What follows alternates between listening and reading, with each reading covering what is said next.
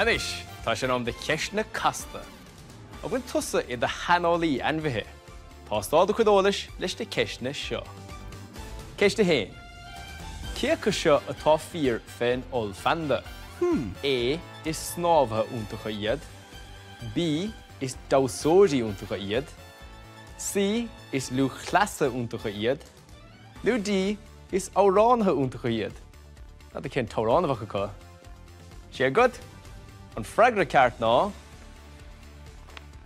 A is snámhatha úntacha iad. Cé chreidecha? Ceiste dó. Cé chá tapig is a bhogan tanga an chameleon. A 2,000 san uair. B 5,000 san uair. C 3,000 san uair. nó D 25,000 san uair. Ní léon slí. Bhfuil? 12. An freagra ceart ná. C 3,000 san uair. Cad a bhíon á rácha.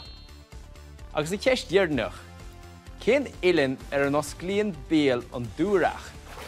A suas go 5 céim.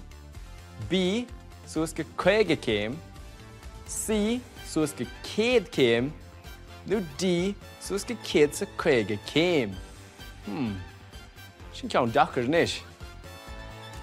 Olav don freagra? An freagra cearta se. D. Suas go 150 céim. Sin beá lehan. Cud is dairí gleata go baile?